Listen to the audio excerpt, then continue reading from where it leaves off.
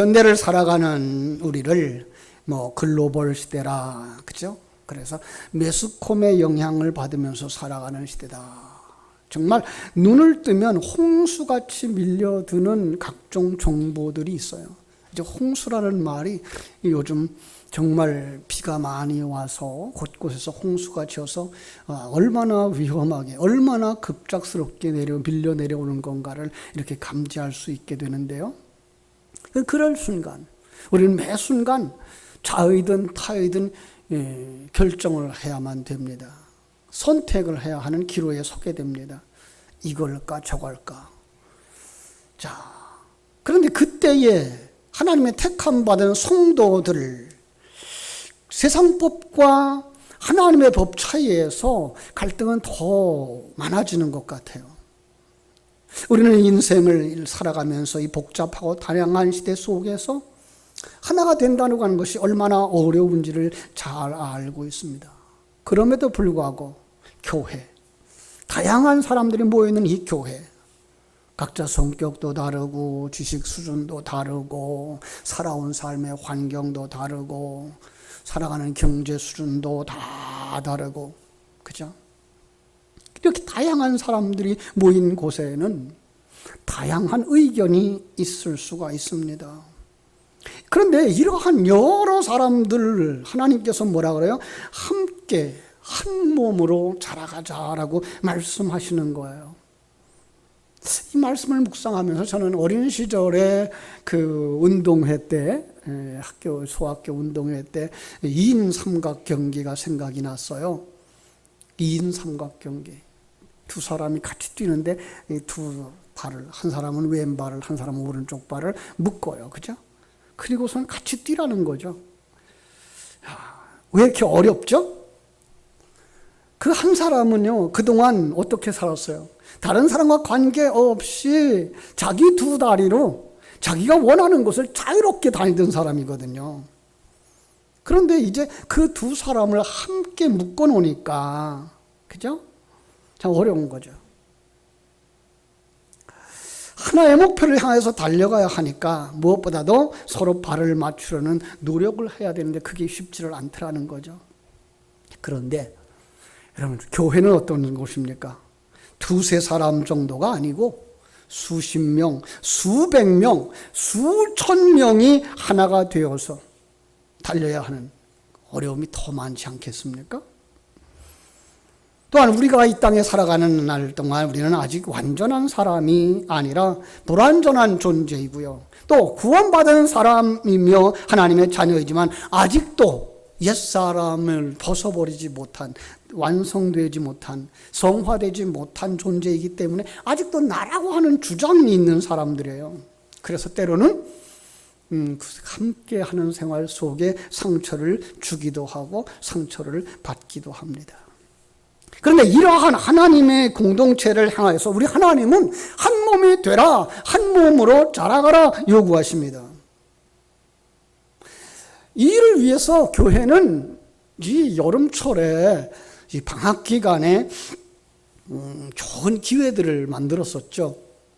주일학교, 여름성경학교.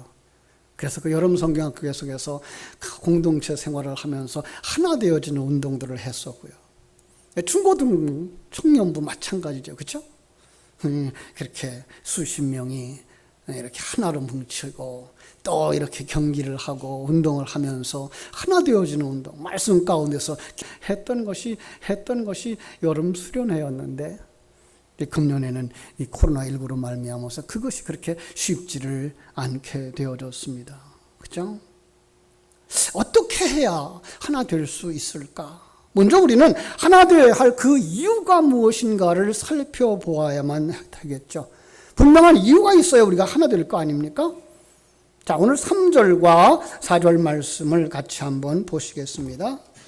평안에 매는 줄로 성령이 하나 되게 하신 것을 힘써 지키라. 몸이 하나요 성령도 한 분이시니 이와 같이 너희가 부르심의 한 소망 안에서 부르심을 받았느니라. 주도 한 분이시요 믿음도 하나요 세례도 하나요 하나님도 한 분이시니 곧 만유의 아버지시라. 만유 위에 계시고 만유를 통일하시고 만유 가운데 계시도다. 그러니 뭐예요? 하나 되는 것이 마땅하지 않냐라고 말씀하시는 거예요. 거듭난 하나님의 자녀들이 아니냐. 이 거듭난 하나님의 자녀들 속에 어떤 생명이 들어왔어요? 하나님의 생명이. 하나님의 생명, 하나님의 속성을 가진 우리는 하나다 이런 말이에요. 그죠? 이 하나 되는 원리를 가진 생명이라는 거죠. 거듭남을 주신 하나님의 계획이 하나됨이고 십자가를 주신 예수 그리스도의 십자가의 죽으심과 부활이 바로 우리를 하나로 만드시는 일이고 성령의 역사로 말미암아서 성령이 하나 되게 하신, 그러니까 성령이 하시는 일이 뭐예요? 우리를 하나 되게 하시는 이런 일이라는 거죠. 그렇죠? 자, 에베소서만 그런 게 아니라 한 장 뒤에 넘어가면 이 빌립보서가 있어요. 빌립보서에서도 하나님은 바울을 통해서 이렇게 요구하셨어요. 너희는 복음에 합당하게 생활하라. 그 생명 가진 자냐? 그럼 그 생명 가진 자답게 살아라라는 거죠. 그게 뭐냐? 2장 3절에서 말씀해요. 마음을 같이하고 같은 사랑을 가지고 뜻을 합하여 한 마음을 품으라. 자, 졸지 마시고 눈 뜨시고요. 왜냐하면 빌립보 교회가 분열이 심했거든요.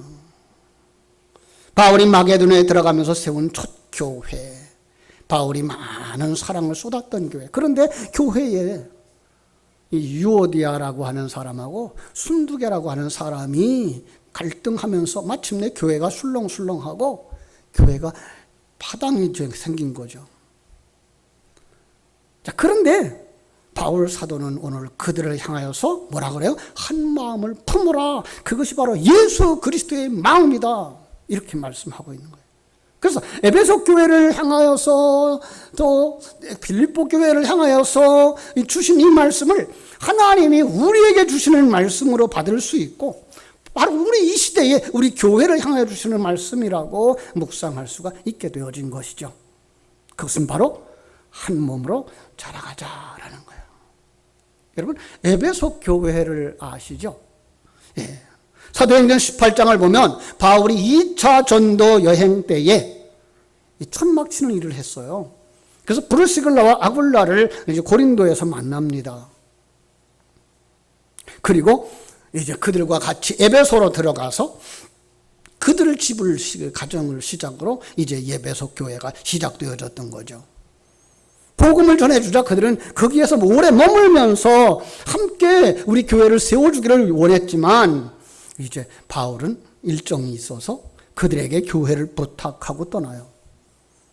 그런데 3차 전도 여행 때는 바울이 이 에베소 교회를 가서 3년 동안 그들을 가르칩니다. 3년 동안 목양을 했어요. 서원에서, 그 두란노 서원에서 매일 5시간씩 3년 동안, 2년 동안 진지하게 설교를 했다 그러니까 얼마나 그 바울의 전심전력한 그 진리의 내용, 정리되어진 설교가 그들에게 다 들어갔겠어요. 뿐만 아니라 그 다음에는 디모데가, 잘 양육받은 디모데가 목회했고요. 또 성경을 잘 아는 아볼로가 목양을 했고요. 그리고 그 후에는 우리가 잘 아는 사도 요한이 노년에 목양을 했던 교회였어요. 그러니 그들은 얼마나 진리에 입각한 사람들이었으며 잘 아는 사람들이었고 하나님이 기뻐하는 사람들로 살았겠어요. 그런데 이 에베소 교회에 에베소서를 쓸 때에 이미 그 교회는 그렇게 하나 되어지지 못했다는 거예요. 이걸 요한계시록에서는 뭐라 그래요? 처음 사랑을 버렸느니라.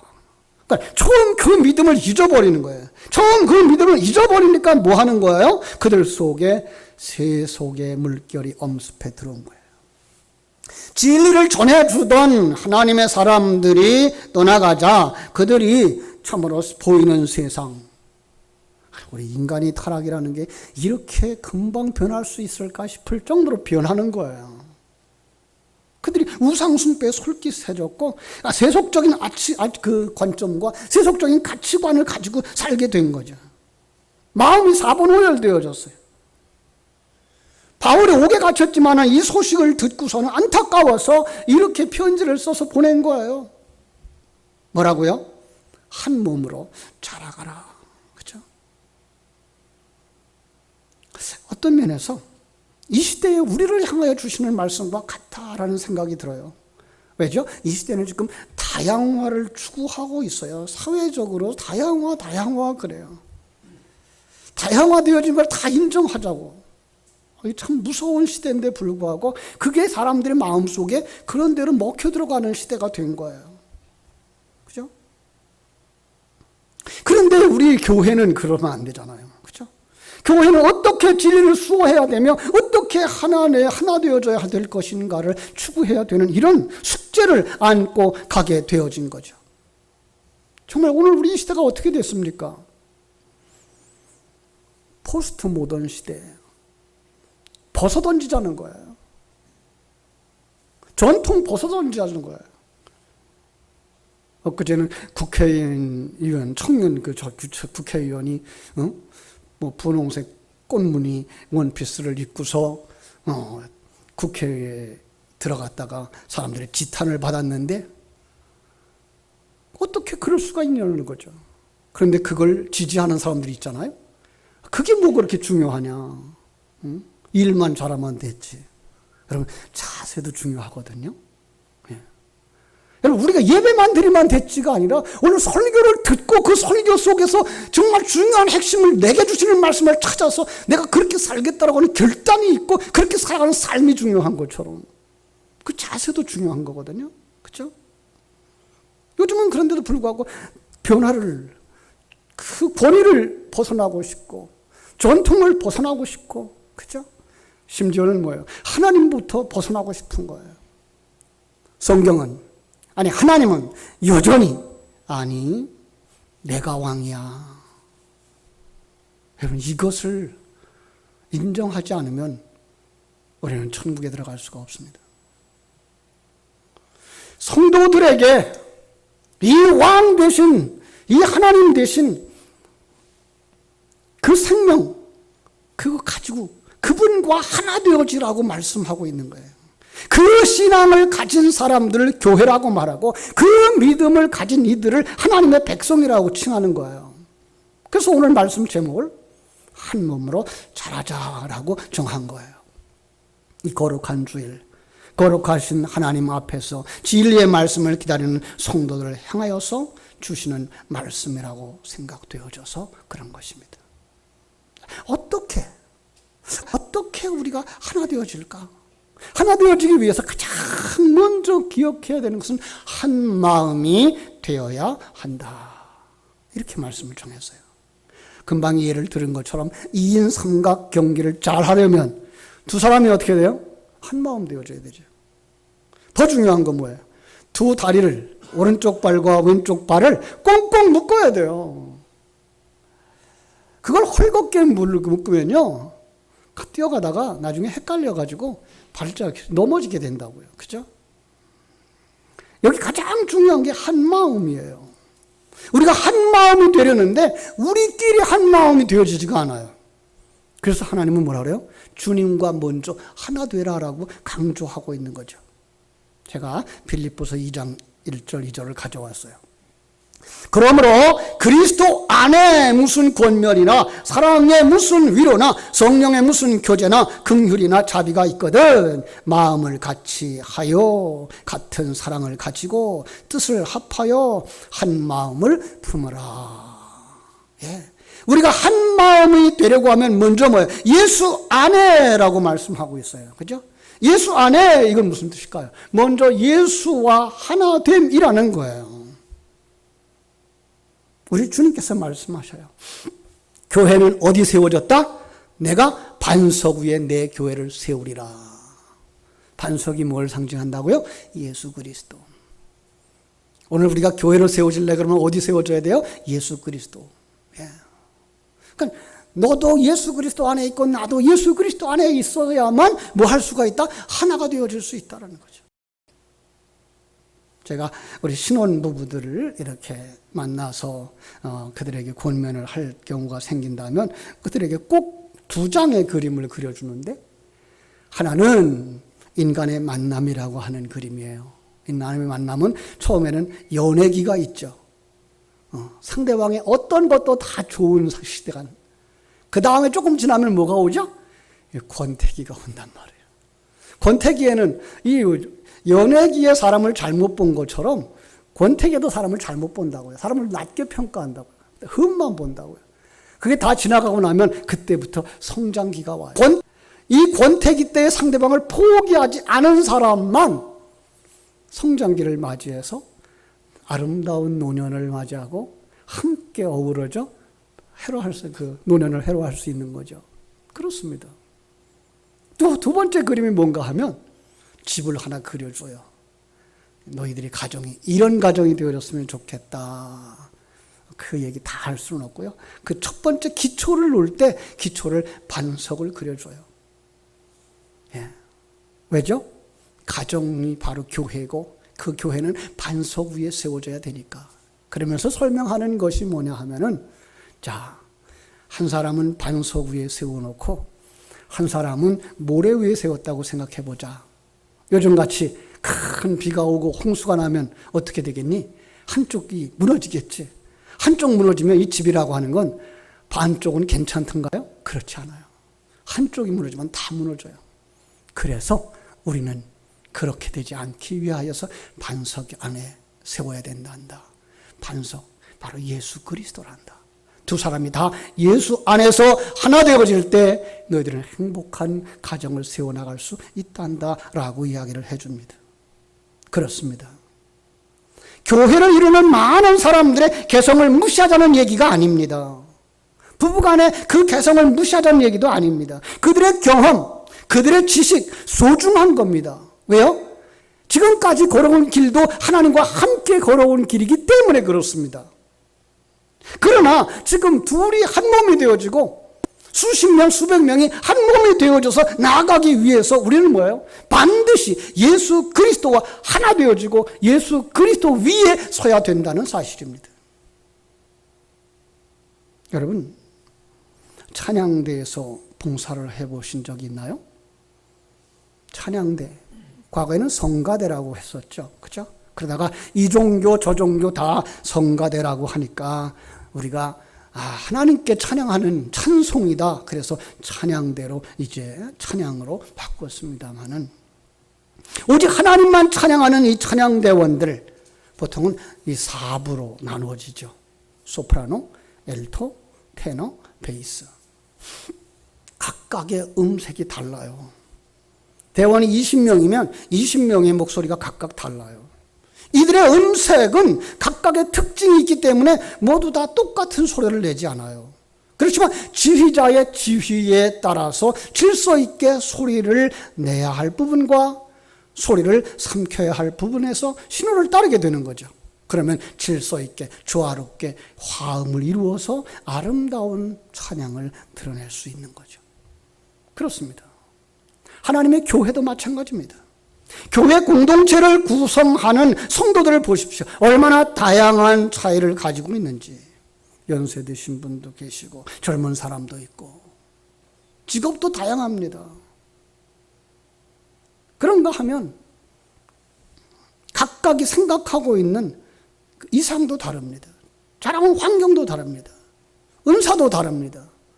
천차만별일 수 있습니다. 이렇게 교회 공동체 안에 다양한 사람들로 이루어져 있지만 하나님은 지휘자 되시는 예수님 안에서 예수님의 지휘를 따라서 하나의 조화를 이루라, 한 마음을 가지라라고 말씀하시는 줄로 믿습니다. 우리는 예수님과 같이 예수님을 내 안에 모시고 예수님과 함께하는 생명 가진 하나님의 사람인 줄로 믿습니다.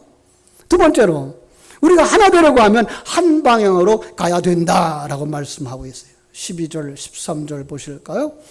이는 성도를 온전하게 하여 봉사의 일을 하게 하며 그리스도의 몸을 세우려 하심이라. 우리가 다 하나님의 아들을 믿는 것과 아는 일에 하나가 되어 온전한 사람을 이루어 그리스도의 장성한 분량이 충만한 데까지 이르리니. 시간과 공간 세계를 통과하는 성도들이 궁극적으로 완성해야 하는 것이 무엇이냐? 그리스도의 몸을 세우는 것이다. 여러분, 그리스도의 몸을 세우는 것이라는 의미가 뭘까요? 그 다음에 이어지는 하나님을 믿는 것과 아는 일에 하나가 되어 온전한 사람이 되는 것. 그러면 그 모습은 어떤 모습이죠? 예, 천국이죠. 이 천국이 시간과 공간 세계에서 완전히 벗어나 영적 세계에 이르렀을 때 지난주의 말씀처럼 백보자 심판을 넘어서서 예수님의 생명책에 이름이 기록되어진 사람들이 누구로 등장한다고요? 신부로. 예. 자, 그럼 생각해 봅시다. 그리스도의 신랑 되신 예수는 한 분이십니다. 그 한 분 되신 신랑과 짝을 이룰 신부는 여러 명이면 되겠어요? 이상하잖아요, 그죠? 신랑 되신 예수 그리스도와 한 몸을 이루는 교회는 한 몸을 되어줘야 되는 거죠, 그렇죠? 우리가 거기 가야 하는 거예요. 그 일을 이루기 위해 교회 안에 11절 이렇게 말씀하고 있어요. 그가 어떤 사람은 사도로, 어떤 사람은 선지자로, 어떤 사람은 복음 전하는 자로, 어떤 사람은 목사와 교사로 삼으셨으니. 하나님이 세웠대요. 목사를. 하나님이 세우셨대요. 장로를. 하나님이 세우셨대요. 집사를, 권사를, 구역장을, 교사를. 뭐 하게 하려고요? 여기 이렇게 말씀하셨잖아요. 온전하게 하며, 성도를 온전하게 하며, 봉사의 일을 하게 하며, 그리스도의 몸을 세우려고 하심이니라. 그렇습니다. 오늘 이 시간과 공간 속에서의 그리스도의 몸은 뭘까요? 바로 교회입니다. 교회가 세상 속에서 빛과 소금의 역할을 하고 천국문을 열어주어서 저들로 하여금 천국을 보게 하는 역할을 감당하게 하도록 하기 위하여 목사를 세웠고 장로를 세웠고 집사를 세웠고 권사를 세웠다라고 말씀하고 있는 것입니다. 그렇습니다. 그래서 이렇게 말씀하고 있어요. 14절. 직분자를 왜 세웠느냐? 이는 우리가 이제부터 어린아이가 되지 아니하여 사람의 속임수와 간사한 유혹에 빠져 온갖 교훈의 풍조에 밀려 요동하지 않게 하려 함이니라. 영적인 성숙을 위하여. 세상적인 지식이 아니고 세상적인 높은 자리가 아니고 영적으로 성숙한 자가 되게 하기 위하여 나를 온전히 벗어버리고 자기를 부인하고 자기 십자가를 쥐고 주를 닮아가는 주님의 신부가 되어져서 발맞추어 가는 자가 되게 하기 위하여 교회 안에 그런 직분자들을 세웠고, 그리고 그 직분자들도 하나 되어지고 성도들도 하나 되어져서 그리스도의 신부로 완성되어져야 된다라고 말씀하시는 줄로 믿습니다. 사랑하는 성도 여러분, 우리가 여기 기름 부음 받은 복된 사람인 줄 아는 것 중요합니다. 하나님의 그 이 성령 삼위 하나님의 인도하심에 기쁨으로 순종하며 정말로 따라가야 하는 하나님의 자녀, 그리스도의 아름다운 신부들이라는 사실을 알게 되기를 주님의 이름으로 축원합니다. 우리는 완성되기 위해서, 승리하기 위해서 발맞추어 나가야 됩니다. 실상은 이제 조그만 그 영상을 하나 준비했는데 영상이 잘 안 돼서 오늘 말씀으로 대신하려고 합니다. 기러기 리더십이라고 하는 영상이 있어요. 한 3분짜리 되는데요. 기러기들이 하늘을 날아갈 때 어떻게 날아가는가를 보여주는 그림입니다. 하나님은 자연의 어떤 것들을 계시의 도구로 해서 우리에게 하늘나라의 진리를 보여주시거든요. 바로 이런 것들이 그런 겁니다. 조류학자들은요, 이 기러기들이 날아갈 때 V자 형상을 하고 날아간대요. 왜 V자 형상을 하고 날아가는가를 연구한 결과, 첫 번째로 혼자 날 때보다 V자로 날게 되면 뒤에 따라오는 새들이 힘이 29%가 전략이 된대요. 여러분, 우리 잘 알잖아요. 우리 빠른 속도로 달려야 하는 사람들, 특별히 이 스케이트 선수들. 여러분, 스케이트 선수들이 한 300m, 400m, 1000m 이렇게 달릴 때 제일 앞에 나가서 달리는 사람은 없죠. 그리고 제일 앞에 나가서 달리는 사람이 1등 하는 경우가 없어요. 왜 그럴까요? 힘들어. 그 다음에 따라가면 뭐예요? 적어도 30%가량이 힘이 축적이 된다는 거죠. 예. 그러니까 그렇게 그 기러기가 V자 형식으로 날아가는 것은 바로 뒤따라오는 이들의 힘을 전략시켜주기 위해서. 그래야만 4만 킬로 이상 날아가야 된대요. 이 계절세인데, 철새인데, 그 철새에 따라서 자기들이 가서 머물고 싶은 곳까지 가는데, 이 4만 킬로를 달려가야 되는데, 거기까지 가는데 힘을 축적하기 위해서 반드시 V자 형식으로 날아가면서 앞 사람의 도움을 받아야 된다는 거예요. 야, 앞 사람이 힘들면 어떻게 될까요? 다음 사람이 앞으로 나가고, 그 다음 사람들은 그 뒤에서 힘을 축적해가면서 같이 가는 거죠. 근데 기러기가 가면서 조용히 가는가요? 아니요, 소리를 질러요. 근데 그 소리를 왜 지르는가를 봤더니 서로 격려하고, 앞에 나가는 그 사람을 격려하고, 그리고 내가 여기 있다라고 신호하고, 함께 가는데 힘내자고 하는 그런 메시지가 거기에 들어있다는 거예요.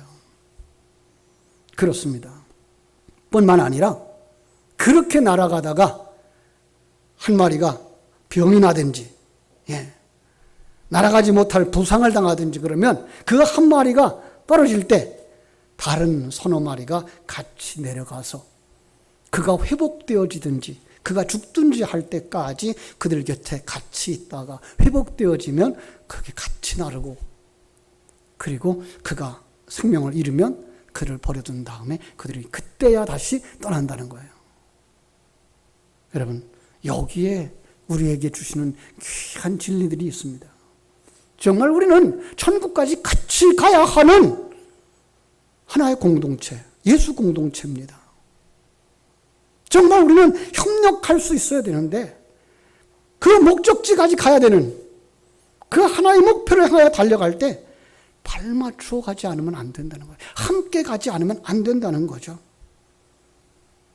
승리하기 위해서, 완주하기 위해서 대열을 유지하고 끝까지 달려가는 이들의 모습 속에 하나님이 오늘 우리가 천국까지 달려가야 되는 귀한 비결, 발 맞추어 가야 된다라고 가르쳐 주시는 것입니다. 예수 안에서 거듭난 하나님의 자녀들, 성령님의 기름 부으심으로 말미암아서 정말로 하늘나라 생명을 가진 그리스도의 자녀들, 한 몸을 이루어서 백보자 심판대 너머에 들어가 주님과 한 몸을 이룰 그리스도의 신부로 완성되어지기 위해서 이 땅에서 하나님은 우리를 한 교회로 묶어주신, 그리고 앞에서 끌어주고 뒤에서 밀어주면서 이 대열을 이탈하지 말고 끝까지 달려가자고, 발맞추어 나아가자고 말씀해 주시는 줄로 믿습니다. 이 모범을 보여주신 분이 있어요. 그분이 바로 예수 그리스도입니다. 예수 그리스도는 이 땅에 오실 때에 구세주의 모습으로 오셨고요. 그 속에는 우리들이 어떻게 살아야 될 것인가의 모범도 들어가 있습니다. 그 모범이라고 하는 그 주장만 하나 하면 안 돼요. 그러면 이제 이단 취급을 받았던 사람들의 얘기가 또 떠오르니까. 그래서 우리는 뭐예요? 그분을 구세주라는 것 인정하고 또 하나 우리에게 모범으로 보여주셨다는 것 인정해야 됩니다. 그 모범의 부분을 오늘 생각해 보면 주님이 이 땅에 오셨는데 불구하고, 그가 하나님이신데도 불구하고 뭐 했다고요? 하나님의 말씀 앞에 순종하고, 이 땅에 오셔서 한 번도 자기 생각과 자기의 뜻을 펼친 것이 아니라 하나님의 뜻을 따라서, 하나님의 뜻을 따라서 하나님의 마음을 가졌던 거죠. 하나의 목표를 위해서, 우리 구원을 위해서, 자기 백성들의 구원을 위해서 자기를 희생하고 십자가에 못 박기까지 주님과 함께, 아니 하나님과 함께 발맞추어서 그의 길을 완성하였기에 우리 주님은 승천하신 후에 하나님 보좌 우편에 앉았다라고 말씀하고 있습니다. 사랑하는 여러분, 그 주님이 지금 우리 가운데 오셨습니다. 나와 한 마음을 가지자. 나와 같이 하나의 목표를 향하여 가자. 그리고 나와 함께 발맞추어 가자. 주님과 함께 이 길을 걸어가서 주님 앞에 하나 되어지는 그리스도의 신부들이 다 되어지기를 주님의 이름으로 축복합니다. 기도하겠습니다. 아버지 우리 하나님, 크신 은혜와 사랑을 감사하옵고